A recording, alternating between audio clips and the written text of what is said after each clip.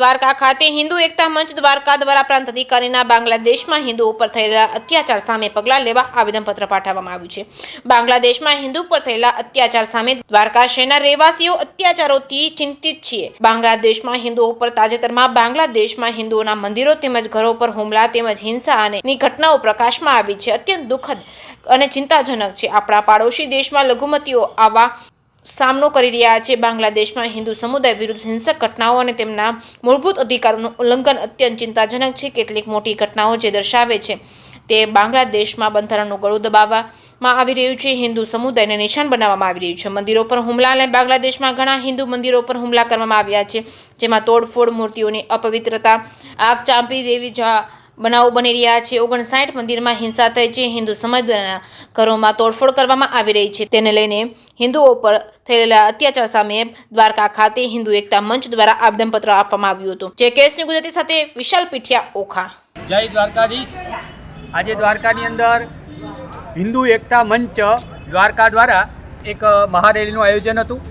આ રેલીનો મુખ્ય ઉદ્દેશ બાંગ્લાદેશની અંદર જે હિન્દુ બંધુઓ ઉપર અત્યાચાર થઈ રહ્યા છે એના વિરુદ્ધ, એની સાથે હિન્દુ બંધુઓ જાગૃત થાય અને આ અત્યાચાર બંધ કરે એ પ્રકારની જાગૃતતા આવે, આ ઉદ્દેશ્ય એમનો હતો। બાંગ્લાદેશની અંદર સાધુ સંતો હોય, બહેનો હોય, મોટી ઉંમરના વડીલ માતાઓ હોય, આ બધા ઉપર ખૂબ જ ગહેરો અત્યાચાર થઈ રહ્યો છે। આપણા મઠ મંદિરો હોય કે આપણા શૈક્ષણિક સંસાધનો હોય, આપણા પુસ્તકાલયો હોય, એમને પર પણ સળગાવી દેવામાં આવે છે। આપણા હિન્દુ બંધુઓ જે છે, હિન્દુનું નેતૃત્વ કરનારા લોકો છે, એના પર એમના ઘરે જઈને એમને મારપીટ કરવામાં આવે છે, એમના ઘરને સળગાવી દેવામાં આવે છે। આ પ્રકારની ઘટના, રોજબરોજની ઘટના આ પ્રકારની આજે બાંગ્લાદેશની અંદર થઈ રહી છે। ત્યારે આ ઘટના પાછળનું મુખ્ય જો કારણ હોય તો એ અસંગઠિત હિન્દુ અવસ્થા છે। હિન્દુ સમાજ જો સંગઠિત હોય, હિન્દુ સમાજ એક હોય તો આ પ્રકારની ઘટના છે એ ક્યારેય ઘટવાની નથી। અસંગઠિત હિન્દુ સમાજને જોઈ અને આ પ્રકારના વિધર્મી લોકો જે હિન્દુઓ ઉપર અત્યાચાર કરી રહ્યા છે તો એની સામે આખા વિશ્વની અંદર હિન્દુઓનો માત્ર એક દેશ હિન્દુસ્તાન છે।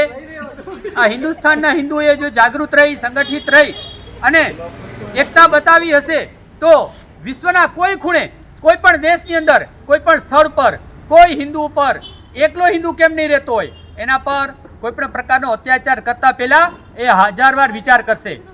હિન્દુ પાસે એવી શક્તિ હોવી જોઈએ કે એ કોઈને પ્રતાડિત ન કરે, પરંતુ કોઈ પણ હિન્દુને પ્રતાડિત કરવામાં આવે તો એની આંગળી કાપી નાખવામાં આવે, એની આંખ ખેંચી લેવામાં આવે। આ પ્રકારની શક્તિ એ સંગઠિત હિન્દુ અવસ્થામાં જ છે। આ પ્રકારે જો આપણે એક થઈને રહેશું તો વિશ્વના કોઈ ખૂણે હિન્દુ ક્યાંય પ્રતાડિત નહીં થાય, એ પ્રકારનો સંદેશ એ આજની આ યાત્રા ઉપરથી આપણે લઈએ છીએ।